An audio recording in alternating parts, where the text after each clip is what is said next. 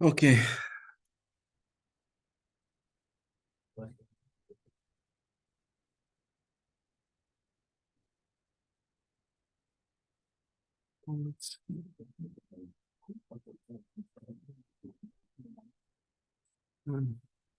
Give me 1 second.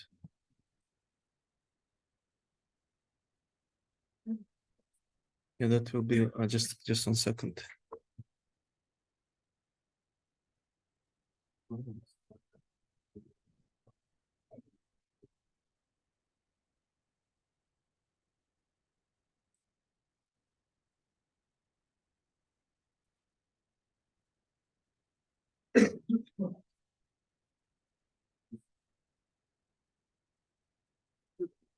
Okay.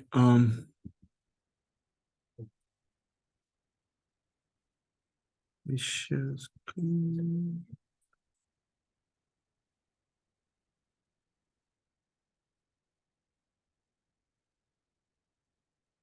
Okay, let's get started.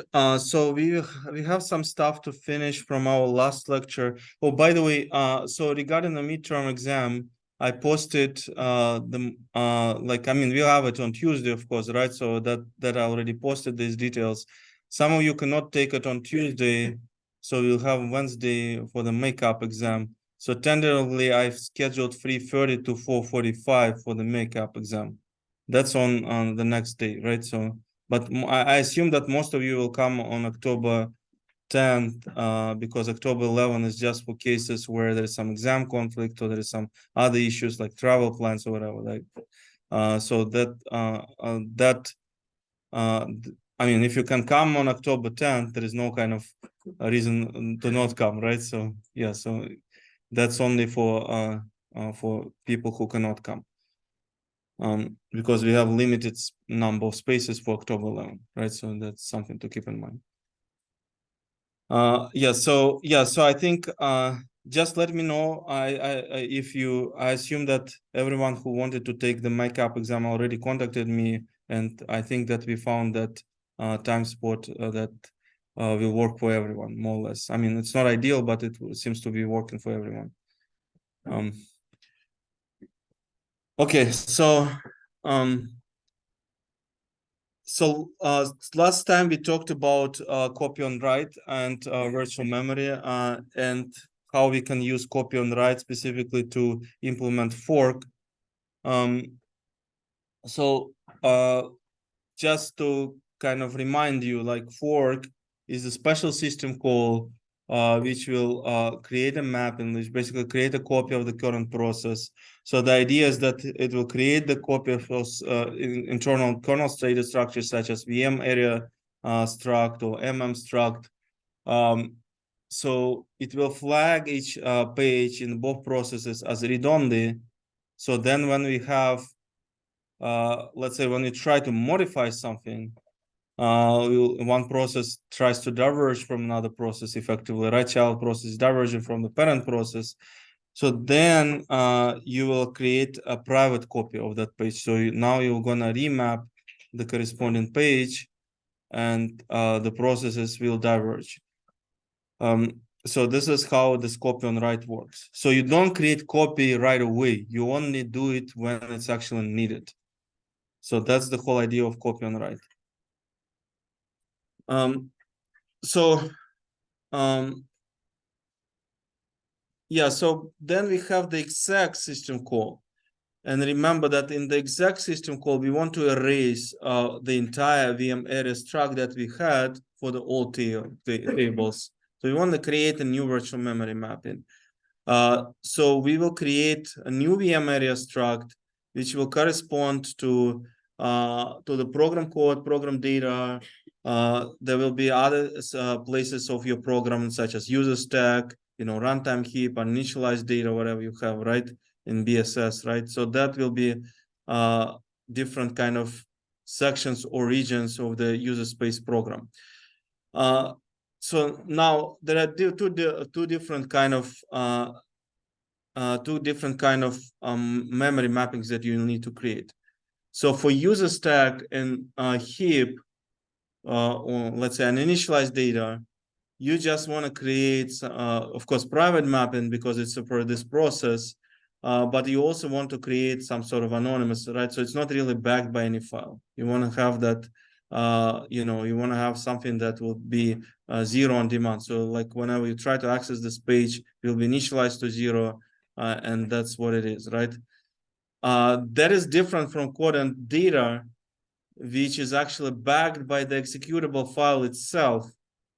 So remember that we can use the executable image as the source of this virtual memory pages. So, and this is exactly what happens. So we bring code and data directly from the executable image. So this virtual memory area is backed directly by this area, or by the executable file. Finally, you have some regions such as give me one second. Yeah, so such as shared memory, shared libraries. So that will be mapped in a separate place of the user's program, right? So that's going to be shared across different processes. So now when you are ready to execute your program, what will happen? So, well, the Linux will just basically have to execute, Linux or other operating system will have to execute code. How do they do that?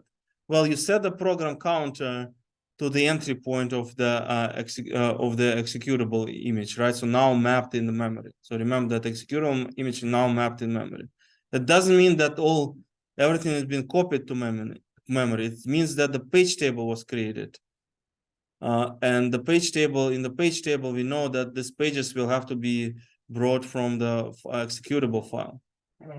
So it doesn't mean they're in physical memory yet.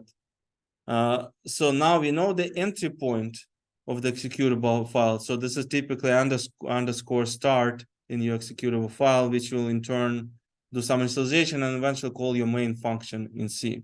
That's how it works, right? So this underscore start, we will set the program counter to the underscore start address. And then what will happen? Well, we will get a page fault. We'll try to access memory which was not brought to the physical memory yet, but for which the mapping has already been established. So at that point, it will bring it from the executable file and will finally execute the corresponding code.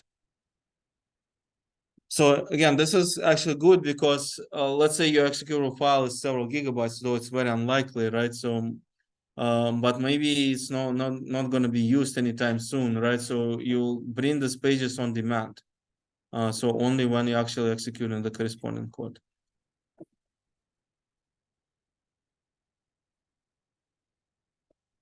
So you can also establish your own mappings. You can use mmap. So what you can do is effectively, let's say you have some file. You have a file. You have a file descriptor, which from the file that you have previously opened. You know the file offset, and what you can do, you can create a mapping in the memory, which will be backed by this file, right? So you can say, I want to map that to the start address. That's the address that that you can decide. Again, the operating system is not guaranteed to do that, because it may say this address is already occupied by someone else in your process, or maybe you're not allowed to use that address range or whatever, right? Maybe it's reserved for the kernel space. So anyway, so it's not guaranteed to be using that address eventually, but at least the user indicates the preference. So the user says, okay, I would like to have that mapping in address 8000 or something like this, right? So then you can specify this address. Then you also, the second argument will say, okay, how much of the file, how much of the slice of the file you want to map, right? So the length of that region. So remember, there is a file descriptor, there is offset within this file. Maybe you're not going to be mapping from the beginning of the file, you are mapping from a certain offset. And then there is a length, right? So how many bytes you want to map. So then you can also specify protection flags, like you can say that, okay, it's read-only, or maybe it's writable. So for flags, you can also specify whether it's private, shared, memory region, or is it anonymous or non-anonymous, right? So now, if it's a file descriptor, it's going to be backed by a file. But let's say there is some other cases, like in your malloc project. So file descriptor can potentially be like -1 or something, right? There's no file descriptor, so it's not backed by any file because you are effectively allocating memory, right? So you're basically asking to allocate memory. So in this system call is very universal. You can map the existing file to memory, or you can just allocate memory effectively, right? By using mmap and by just allocating certain number of pages. So when you allocate these pages, they will not be backed by any file, of course, right? Yeah, so that's what you're doing in well, that's what they're doing in memlib.c of your malloc project. You can check. There's an mmap call. I think it's yeah. So that I think it's mmap call there, anonymous mapping for which is not backed by any file. So and then mmap returns a pointer to the start of the mapped area. Again, it doesn't have to be start. You just indicated a preference. The operating system is not obligated to satisfy that requirement, to satisfy that preference, right? So sometimes it's impossible. But if it's possible, the operating system will try to map to that region.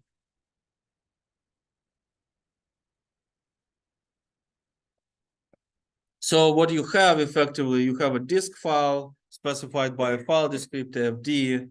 You have an offset in the disk file, a certain number of bytes that you want to map.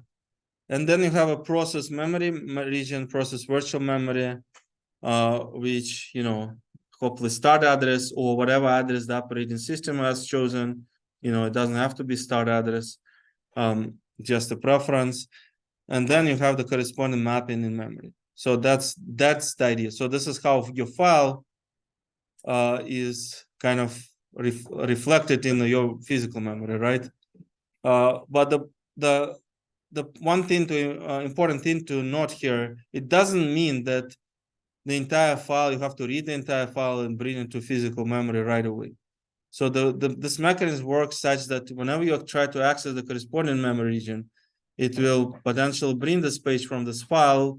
Maybe when you try to access a different page, it will evict this page and bring another page, and so on, right? So the operating system will manage itself how that's better to kind of use your physical memory, what's the most efficient way to use your physical memory, and so on. So you just indicate the region that you mapped, but it's up to the operating system to decide when to bring these corresponding pages to the physical memory. Any questions so far? So this mmap is kind of similar, but just more general to what we have talked about, like executable files, right? So we have code and data section, but you can do it for any file you want. It's not just an executable file. So you can map any file you want.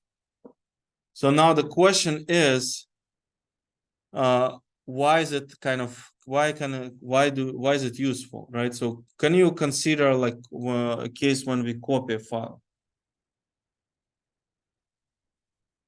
So when we copy a file, what problem do we? So first of all, how do we copy a file? No, not mem copy is memory copy, right? So, but how do we copy a file, right? I copy from one location to another location. So what kind of system calls will I use? Just a straightforward implementation of file copying, right? Let's say you need to implement a tool to copy a file. How do you do that?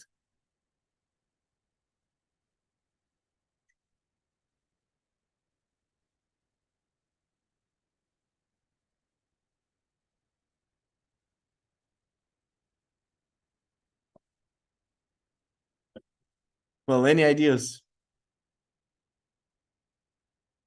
So first, you probably need to read some chunk of data from the first file, right? From the original file, from the source file.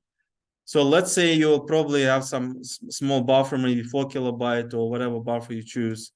You read that chunk of data from one file, you put that chunk of data to the other file through the write system call. You read system call on one side, write system call on the other side. You go to the next file location, right? So after this, read the next chunk, put it to the next file, and so on, right? Until you reach the end of file, right? For the source. And then you stop for the destination file. This is how copying will work. But what is the problem with this?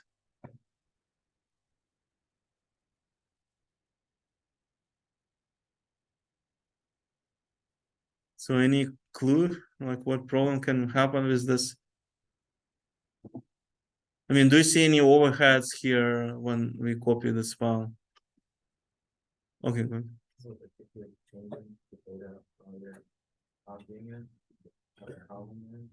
Well, you're not changing, right? So yeah, let's say you're not a malicious program. You're just, you're asking what your user wants to do, copy a file without any changes, right?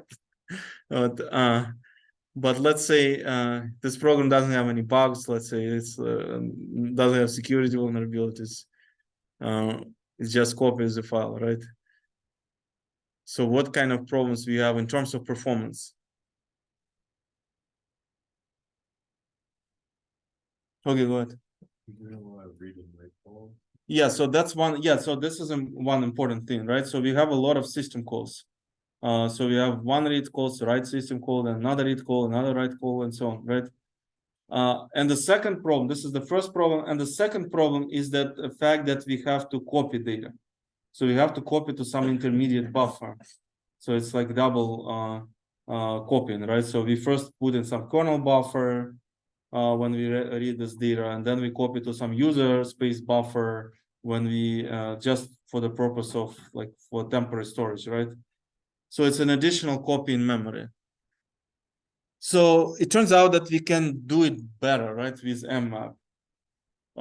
So what we can do, we can mmap the entire file to memory. So now we get the address, so that will be basically the buffer that we want to read from, right? So we don't have any intermediate buffers anymore, right? So it's just going to directly go to that buffer that is allocated in user space. And that's one thing. So we do mmap, we map the entire source file. And the second call that we're going to do, we're going to just issue one write system call to write the entire source file to the destination file. So that basically we're going to have two system calls, not a loop of like multiple system calls. We just basically get a large buffer. And again, it doesn't have to be everything, that doesn't have to be in physical memory. It's up to the operating system to decide when to bring stuff to the physical memory. You have the source file in memory, you have an address, and then you just specify that address, and just within a single system call, you complete the write operation. So this is how you can copy it. mmap and write. So instead of read, you use mmap. So that's going to be more efficient copying, right? So that's hopefully that's going to be much faster. Well, I guess if your storage device is slow, it probably won't make too much sense, but still, it at least will not. It will at least save some CPU time for some other more useful tasks. Yeah. So, but copying can be done in the background. Okay, so again, in the main function, there is nothing special here. We just open a file, source file, we get the size, and then just copy, just issue a mmap copy. So in this case, write is issued to standard output 1, right? So, but it just prints the output to the terminal, but you can redirect the standard output to whatever file you want.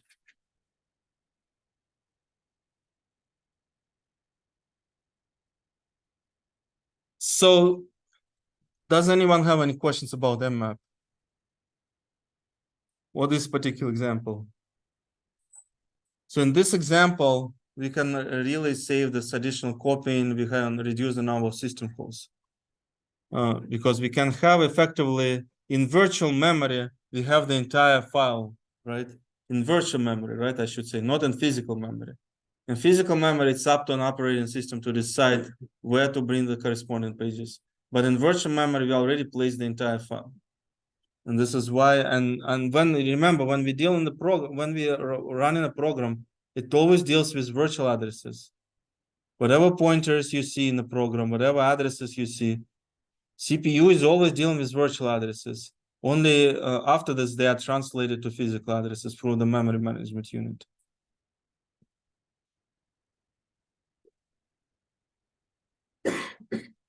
So what have we learned so far, right? So in terms of user space and kernel space. So we know that the process contains like two portions, kernel space and user space. And in the user space portion, we have user code and data, such as global variables, and, static variables. We have probably some libraries like shared libraries such as libc or static libraries. Sometimes you can also compile libc as a static library.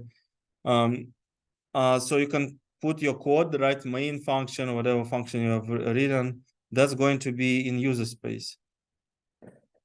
So you're gonna have stack, user stack, where you have frame for main, frame for foo, whatever you call in your program. So that's going to be your stack.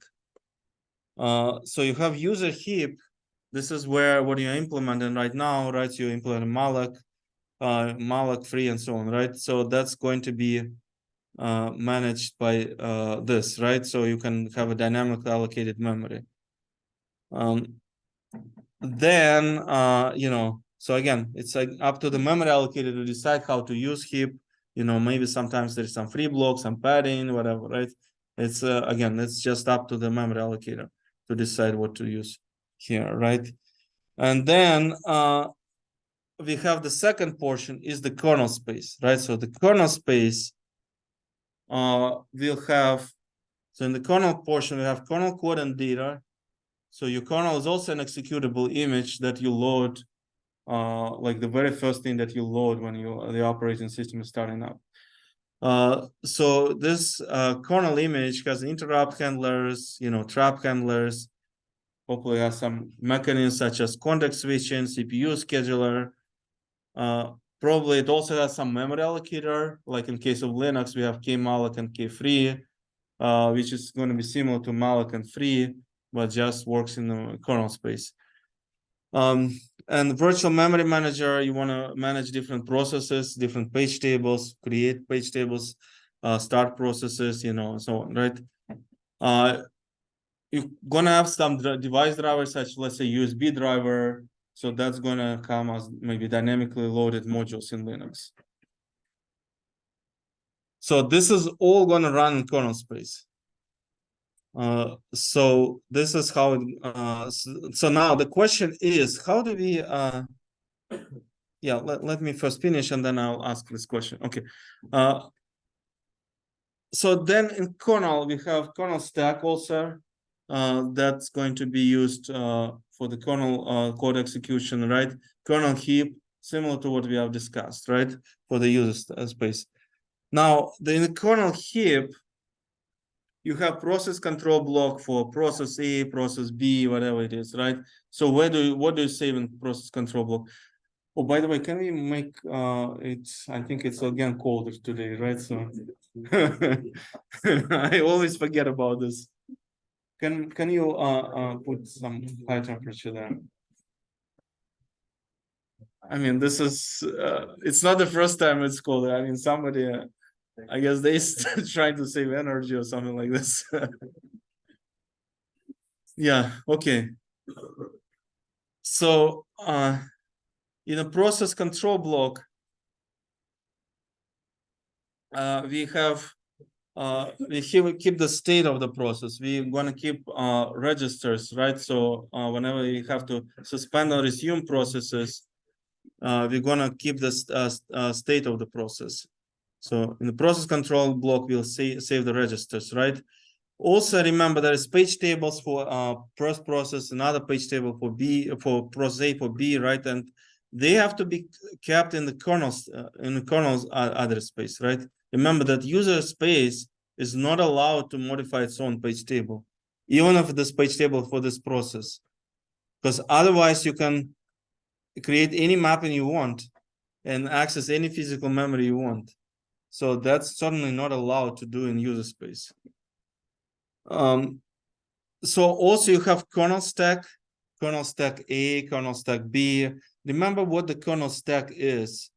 So the kernel, we need a kernel stack for the whenever we handle interrupts or traps, because we cannot really rely on the user stack. User stack is potentially unreliable. It may the register can contain invalid address. So definitely we have to switch to kernel stack. So this is why we have also we have it for each process, or for each thread, to be more precise. But we haven't talked about threads yet. Okay, go ahead. So, like, you have control block A and control block, like, when are they being instantiated? So we have two versus just one. Well, whenever you create the process, right? So initially you have only one process. I guess it's init process, and then as you start operating system starts up, it launches some what is called servers, or like called daemons, whatever in Linux, right? So it starts this processes, and then you start eventually see your GUI, that's another process, right? And so on, right? Does it make sense? Yeah. Yeah, so okay. So this is what we have so far, right? So now the question I have right now, how can we keep this kernel portion and user portion in each process? What was the mechanism for that? So how do we prevent? I mean, it's the same virtual address space, right? It consists of two pieces: kernel piece and user piece, right? So how do we keep it in the same virtual address space without violating any isolation requirements? And basically, how do we make sure that the user program is not gonna mess up something in the kernel heap or something like that? Because kernel heap contains a lot of stuff. Like for every process, it keeps something there, right? How do we make sure that this like a potential bad process is not doing anything? Like whether it's malicious or buggy process, not corrupting kernel memory. Okay, go ahead. Well, but how do you set this boundary in the page table?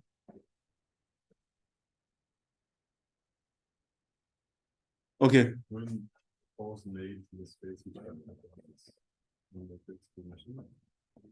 Well, one possibility, you can change the page table once you have a system call.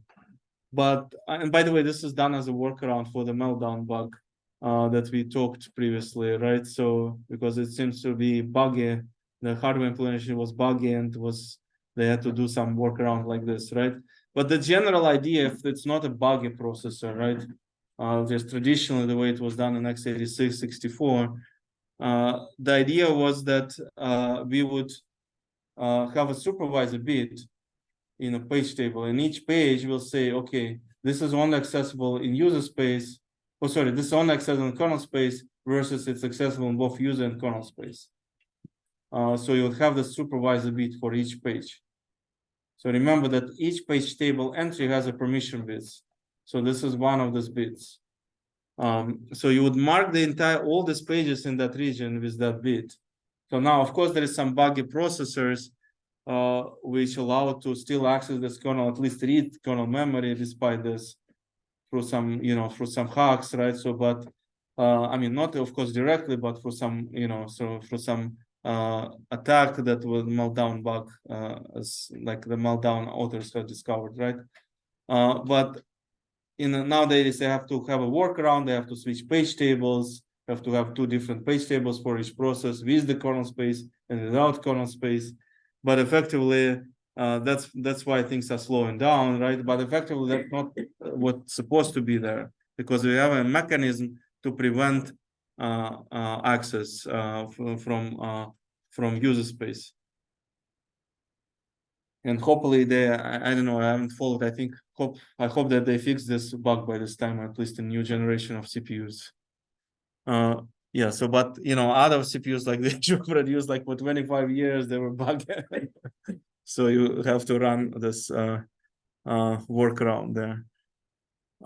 Yeah, so now the question I also have, how do you see we have this kernel portion, and this kernel portion seems to have kernel heap for all processes, how do we change the kernel portion?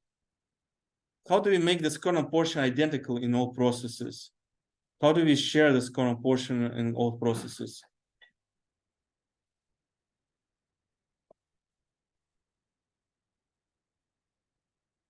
Because we have to have exactly the same kernel portion, no matter what process is right now. So we switch from one process to another process. The user portion will be different, but the kernel portion has to stay the same. So how do we make sure that it happens that way?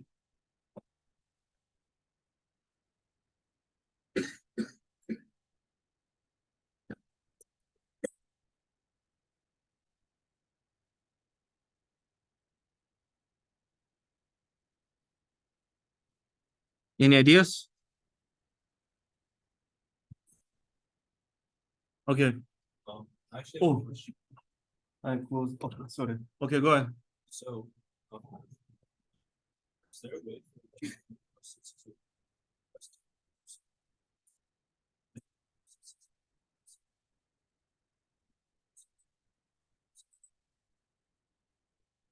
Yes, stack, more stack. Yes, so the stack can be allocated on demand, right? So it goes to the different direction. Remember that the heap that we have.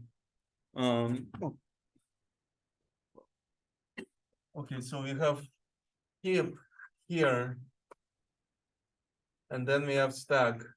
That's in a different order, right? So heap is going like this, and stack is going to a different direction. So until they meet, you can expand stack as you want, or as much as you want, right? And the same deal for heap, right? So this is why they are moving in different direction. So you start from the end of the address space, right? And then this one actually starts from more closer to beginning, right? So that's one possibility, right? To do that. So now the question is, how do we make sure that the kernel portion is going to be shared across different processes? It's a little bit tricky question. But remember that we have a page table in upper level, let's say level 1. We have a user portion, let me put it on top, and then kernel portion. 0 to 2 to power 63 minus 1, let's say this is user portion, and 2 to the power 63 to 2 to the power 61 or 64 minus 1 is the kernel portion. So 2 to the power 63 for each portion, half of the other space for kernel, half of the other space for user, right? So now what can you do here? So in level 1, that effectively we're going to split the level 1 into 2 pieces. So level 1 will go to here, level 2 in user portion, then level 3, whatever it is, right? And then in kernel portion, we have also the same thing. We have level 2, level 3, and so on, right? So what if we take this entire thing and just share across all processes? So all page tables, we'll just copy these levels and this stuff on like all page tables that we have, right? That we create. So all page tables will only have this private, but this one will be shared. So does it make sense? So you create a level 1 for each process. That's going to be different, right? So the user portion is going to be initialized differently for each process. You're going to create that part of the page table separately. But the other part of the page table can be shared. So you see, we are sharing pieces of the page table actually because we are using multi-level page table. So which we couldn't do with single level page table, but we can do it with multi-level page table. We can share this entire thing across different processes. So that's another advantage of multi-level page table. And now, whenever something changes in this mappings, that's going to be reflected across all processes. So we don't need to change it for each process individually. So you just share that region, right? So that's how it's going to work. Okay, go ahead. When this process is created, this process A and B have to be moved up, and then process A and B stack have to be moved up, and then what's the name? What do you mean moved up? Didn't If get. you had like to create a process C, would Yeah. it go to the end or would it go? Where would it go? Well, this is just a kernel heap, right? So this is like a malloc, right? You allocate in process control block. You allocate whatever space you have there. Then you delete the process you call for key free, right? So it's similar to malloc and free, right? So you can dynamically create and delete it, right? So they don't have to be in any order, right? So it's completely random order of they can be, I mean, it's just a nice picture here, but in real life, it's going to be like a complete mess, right? So kernel stack here, like a process control block there and so on, right? Yeah, so it's the same way as you allocate memory objects. Any other questions? Okay, so this is I guess at this point we conclude virtual memory, at least till we get started on project 2. So there will be some additional information for project 2. I guess it's going to be probably soon. I don't know if it's going to be next Tuesday or after this, but sometimes closer to project 2, I will give you some additional information about the virtual memory that you need. So now we're gonna start a new topic, which is about CPU scheduling.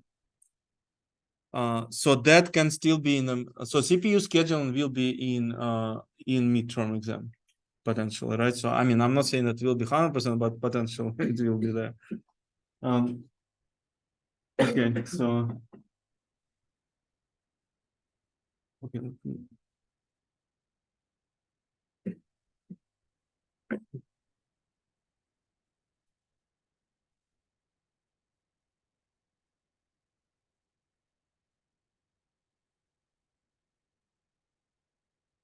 So that is lecture 14, I guess, right? Okay.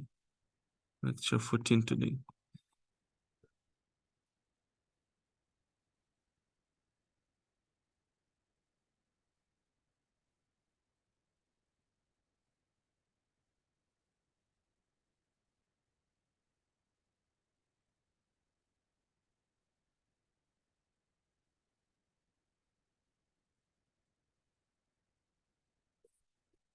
Yeah, so far we have talked about several problems, like for example, we considered the question, what if the process does something undesirable, right? So how do we handle that?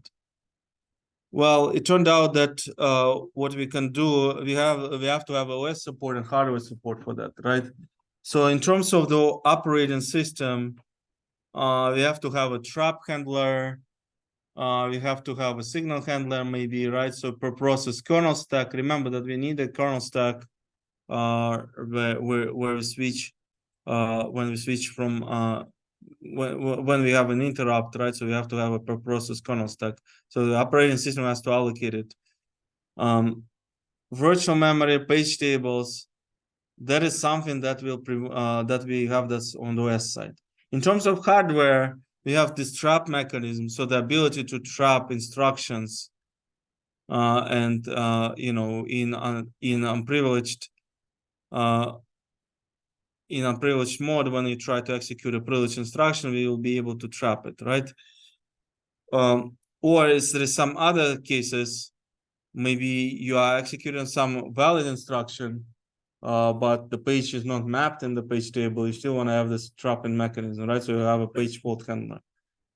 So you have different CPU modes, privileged mode or kernel mode or unprivileged user mode. You have an ability to switch to specified pro CPU kernel stack. So I want to actually make a distinction here. The textbook talks about kernel stacks, but it just says about per process kernel stack. So the way that it works, actually, it's a little bit more complicated. So the textbook assumes that the hardware will switch you from one to the specified per process kernel stack. That is what was happening, I guess, with hardware context switches for 32-bit processor, even though it was even rarely used even for 32-bit processor. I mean, certainly not for Linux, and I don't think for Windows it was also used. But the textbook actually, I think, assumes hardware context switches. So nowadays in modern architecture, in 64-bit architecture or any other architectures, RISC architectures, we don't have any hardware context switches.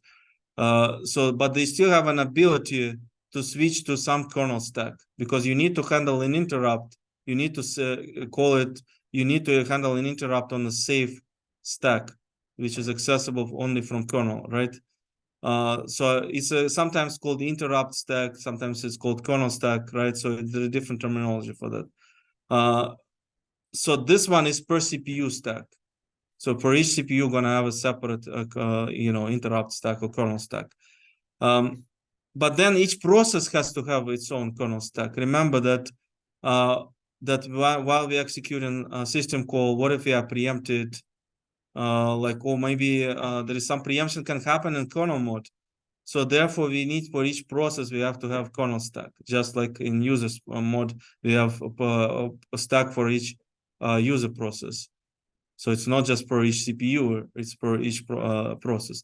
So there are two kind of levels of switching. So I guess the hardware, so the right way to kind of describe it, the hardware will switch to kernel per CPU stack, and then your software will switch to per process kernel stack. So there are kind of two kernel stacks if you look at the modern kernel code, right? So it's not just one kernel stack, but it's just a detail. Remember, at the end of the day, you have to switch to kernel per process stack. That's what we need to do. Everything else is just detail of this particular implementation. So you have to have a kernel per process stack, because user process stack is not reliable. Okay, so then what other hardware support you have? Well, it has to save the user stack register. It has to save the program counter. These things, you have to save it reliably. You have to save it on the kernel stack. So then you have memory management unit, which will do the translation, page tables, and TLB. And TLB is necessary for good performance. So the second question we had, how does the OS, by the way, this is questions we previously already considered, right? If you recall, there several lectures ago, we had these questions, right? So, and this is how we answer this, right? Questions. How does the OS get to start running here? Well, it turned out that we have this interrupt support, right? With trap support, and they're dependent on how we switch, whether it's maybe it's a system call that one process yields CPU time to another process, or maybe it's due to the timer. We switch from one process to another through the interrupt handler. So again, we have interrupt handlers in terms of the OS support per process kernel stacks in terms of the OS support. And in terms of hardware, again, we have to support interrupt mechanisms. For example, we have to support timers. We have to support, again, switching to kernel per CPU kernel stack, saving like user stack register program counter. So that's the same deal, right? So this is how we implement this stuff. This is how we stop this process and then start running something else, right? So how does the OS, how do we go back to the OS, right? So that's was the question. So the question 3, how do we ensure that it resumes execution at T2, at point T2, as it had not been taken off at the CPU at T1? Well, the way that we do that by saving and restoring registers. So we have to save and restore registers in process control block. So that's the OS support. Again, as I mentioned, in the past, there was so-called hardware context switching, and the hardware would automatically save and restore it for each task. And that's, I think, what your textbook is also considering, even though it was actually rarely used even for 32-bit processor. For 64-bit process, it's not even supported, right? So, and not to mention RISC processors, that's not supported. So there is no hardware context switching. So you typically rely fully on the OS nowadays. So, but again, in the past, that was possible that hardware would implement that feature. So it would automatically save and restore registers.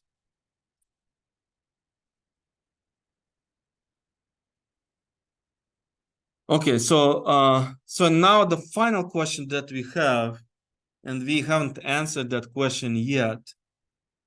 How does DOS decide which process to run next? So it seems like we have to run some process after we interrupt it, like maybe due to the timer or something like this. But how do we know that we have to run task 2 or process 2, rather than process 3, maybe, right? How do we know that? How do we know that that's the case? Well, we have the so-called CPU scheduler, right? And the CPU scheduler will decide which task or process we can run. So by the way, I say task because it's a little bit neutral term for a process, because process or thread is somewhat, we want to kind of keep that ambiguity for a while, because we haven't talked about threads a little bit, right? So we will kind of have that task will be corresponding to threads and processes, right? So that's a more ambiguous term, right? But something that the operating system actually deals with. And we'll talk about this a little later, right? So when I talk tasks or processes right now, this is pretty much the same thing. But just remember that later on, we will expand on the definition of a task. So we will talk about threads as well, right? Okay, so how does how do we decide which task to run or which process to run? We have the CPU scheduler. So in the CPU scheduler, we have to keep track of different states for each process. So when the process is created, of course, the state of this is new, right? So it's just it was just created, right? So then the process, once the process is ready to be executed, we change the state to ready, right? So I mean, it's pretty much once the process initialization is complete, it's ready to be executed, right? So now in a ready state, we are not executing yet, but we are telling that, you know, I'm ready to get executed just whenever you have time, right? Not like you come to office hours, you stand in line, you say, okay, I'm ready to get help, but the professor doesn't mean that the professor will look at your code right away, right? So you are still going to be waiting probably, right? So when you are ready, the CPU scheduler, or like professor in our example, right, can decide, okay, so this task will be running now, right? So now this we switch to ready state to running state. So the process will be running. For each CPU, I guess we can run. We have to. It's just for one CPU here on this picture, but in real life, we have multiple CPUs, and each CPU can simultaneously run several tasks, right? So we have one CPU running one task, another CPU running another task, and so on. So you can potentially have simultaneously multiple simultaneous running tasks. Okay, so it's like going to professor and TAs, and as long as you don't care who looks at your code, right? So one of them will handle your one of them will handle your task. Okay, so and then what will happen? So let's say the process was running. Maybe there is an interrupt happened, right? So then we can go back to the ready state. But more importantly, what may happen while we were running, let's say we had some IO event, and then we are blocked on some IO request, or maybe we are trying to get a lock, we are trying to get a mutex, which we'll talk later about. But let's just for a moment assume just IO event, right? Just for the sake of this example. So you're trying to read something from hard disk, but the hard disk is really slow device. It will take a while you finish that operation, and you need to be blocked effectively. So the process cannot do anything. It will execute read or write system call, and it's just blocked until the hard disk is complete with that request. We cannot do anything else. So at that point, we are switching from running state to blocked state. So and when there is IO completion event, again, the process can go back to the ready state. So, but we have to get IO completion state. So until we get IO completion state, the process cannot even potentially be executed, right? So we have to really get this IO completion. There is no point to check this process because we have to wait until hard disk is done, right? So once we are in a ready state, again, we have to go to ready state. Doesn't mean that we can go back to running state again. We have to go to the ready state.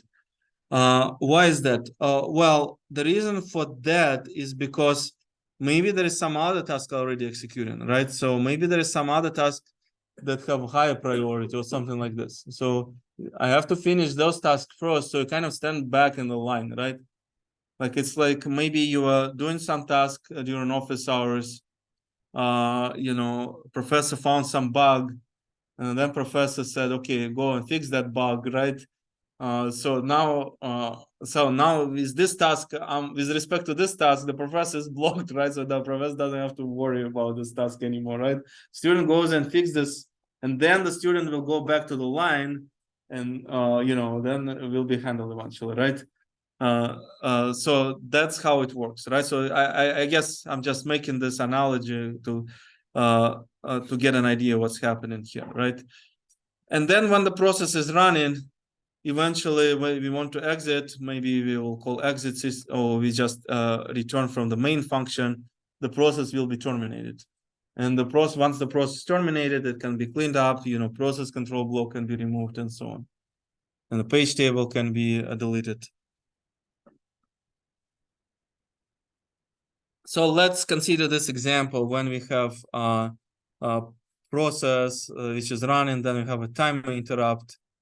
So it moves, to the ready queue, right? So, but then let's say another thing happens is that we're trying to do some IO, trying to read something from disk, or maybe we're trying to get some log.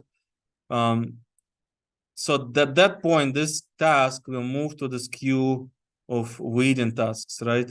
So they're now waiting for the disk for your disk to complete the operation. So what does the OS schedule decide? Okay, we don't have any running task anymore. Well, the OS schedule decides, okay, let me pick up some other task from the ready queue. So there is a whole bunch of other ready tasks which are not executing right now, but they are ready to be executed. So let me go to that task and schedule it. So that task is going to be now executing. So you can see that the pointer is pointing to that task now. So later on, when we get the IO completion event, that will go back. That task will go back to the ready queue. So you can literally think of it as a ready, like some sort of queues, even though it doesn't have to be like some sort of implicit. It may be some sort of implicit queue. It doesn't have to be an explicit queue. So what are important considerations for the CPU scheduler? Well, the first consideration that you want to have is latency, right? So you want to make sure that turnaround complete. You want to make sure that turnaround completion time, right, is kind of minimum typically, right? So the time between the job is submitted and when it finishes, right? So that's the time when you come, let's say, to office hours and when your problem is resolved, right? So that's the analogy for this. Or there is a response time. Time between a process decide the CPU. So it's when it's ready to get executed. So it's just you come to office hours, stand in line, right? And when it gets to run on the CPU. So when you actually get some help from a professor, right? So that is that is a response time, right? So maybe you have to wait a lot of while a lot of students will be handled before in front of you, right? So then you have a really slow response time.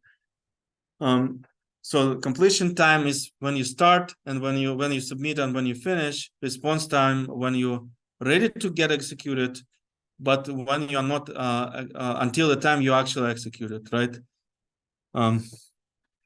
So in terms of throughput, we also care about that metric. We want to make sure that the amount of work per unit time is also as best as possible, right? So number of requests or processes finishing per unit of time, right? So that's the metric that we care about. So fairness metric is yet another one. So I'm not going into too much detail, but just give you some hints like here, like in terms of fairness, maybe if you go, let's say again, to office hours, right? And one possibility is that one student is monopolizing all this time, right? So, and then would it be fair towards other students, right? So that's not fair to other students, right? So we want to make sure that no task will monopolize the CPU. So sooner or later, we still run other tasks. So that's how we typically define fairness. There might be different criteria for fairness, right? But that's the general idea. So that no task will starve eventually, right? So there is a term for the starvation, right? So when a task, this particular process cannot get executed. So, so there is the overheads related to the algorithm itself. And when you build the CPU schedule, you have to take that into account. Because maybe you're great on everything else, but then it turns out that you are running some machine learning model, a CPU scheduler, which is very computational intensive, right? And that burns CPU, like CPU time, right? So you kind of waste your half of your CPU time for scheduling. Okay, so that's another concern to have, right? So the first approach is FIFO or first come, first served. So that seems to be natural, right? So, and that's something that we at least partially have that in, again, in our example is office hours, right? So the idea is that, so you come first and then you get help first, right? So the same here, like the task is ready to be executed first, then it get executed first. So is that actually fair? What do you think?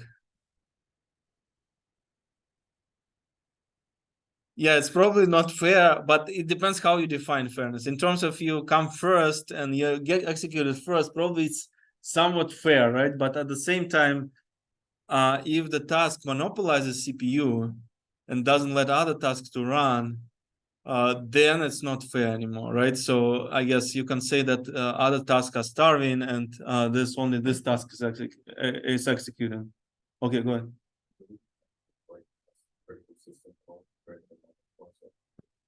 Well, yeah, so you can have priority also for some tasks. You can set, yeah, it's a good question. Yeah, we can have priorities for tasks, and some tasks will have a higher priority, right? So they're not completely. So this is again, this will be a definition. Is it fair or probably? Yeah, so you probably have to give to some system task higher priority, right?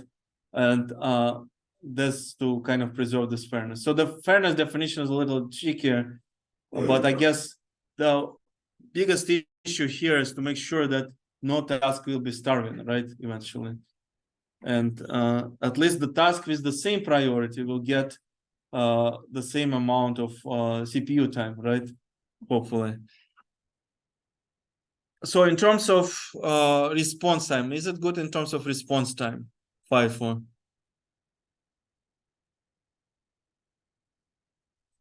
Yeah, not necessarily, because you can come, yeah, so again, you came later, but your response time is gigantic. And maybe someone came first and response time is 0, right? So so response time is is bad, right, in this case.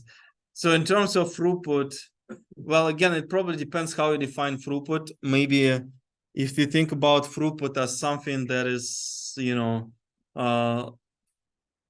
something that is system-wide, probably you can have potentially a professor making some progress, right? So in terms of system-wide throughput, that is probably high, but maybe in your particular throughput is not high, right? Yeah, it depends what we actually imply here. So the advantage of this is simple to implement.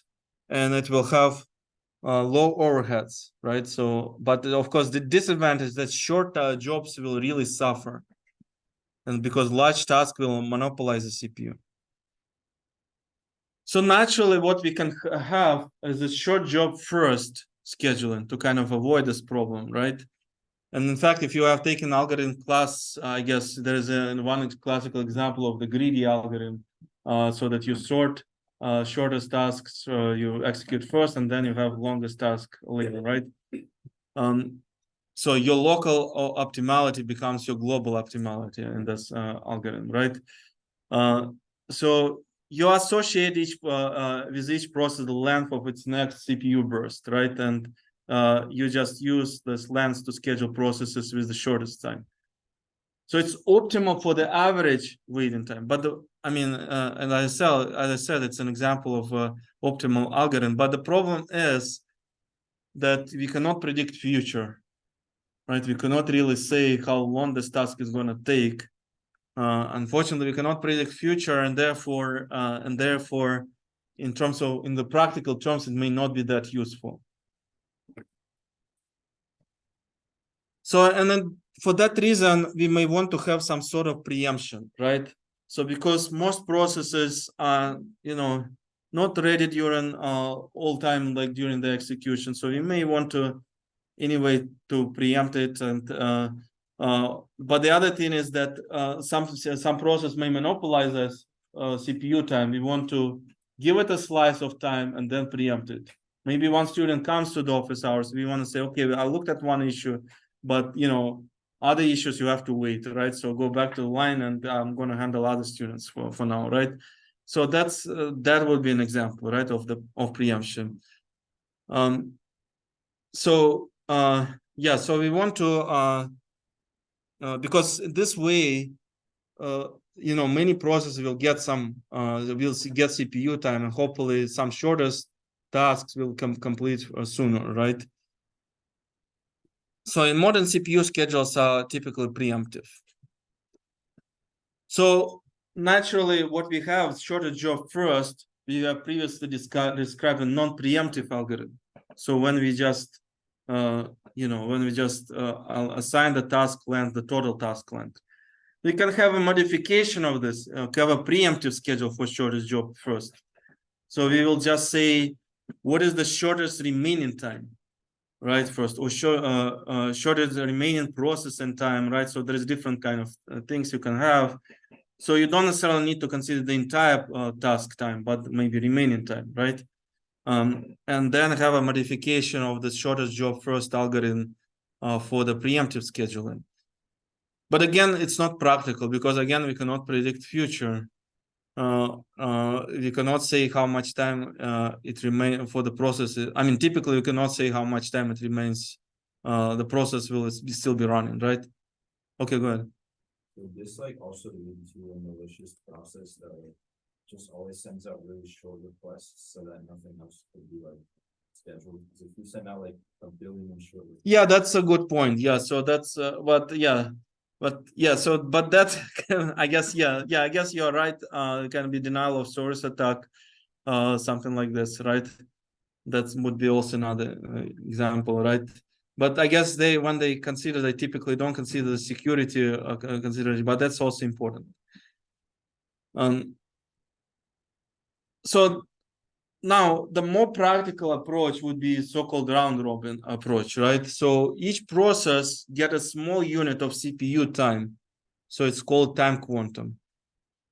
Usually like 10 or 10 to 1 to 10 milliseconds. So remember that milliseconds in terms of the OS, it's really ages. Or operating systems are working in terms of nanoseconds, microseconds, milliseconds. That's a lot of time, right? It's a small amount of time for you, but it's a lot of time for the operating system. And so what you can do, you can switch process after the several milliseconds from one process to another. So you have n process in a ready queue, and quantum is q. Then each process gets 1/n of the CPU time, right? Because you have n processes, right? And each of them is get q quantum of time, right? So therefore, each process waits n-1 by q. So as long as we are talking about milliseconds here, as long as we are not talking about like millions of tasks, that number is still small, right? So that means we are going to be able to wait like within like milliseconds, maybe seconds at worst, in worst case scenario, right? But sooner or later, this process will get handled. So if Q is large, right? So then you have first come, first serve effectively, right? If Q is small, but you cannot you will get closer to the optimal, right, approach. But then the problem is that if your Q is small, then overheads will be really high, right? So you really have to choose something that will, in terms of milliseconds, that is a lot of time for the operating system, but at the same time, so it won't create too much overheads. Yeah, let's stop here, and we'll continue next time.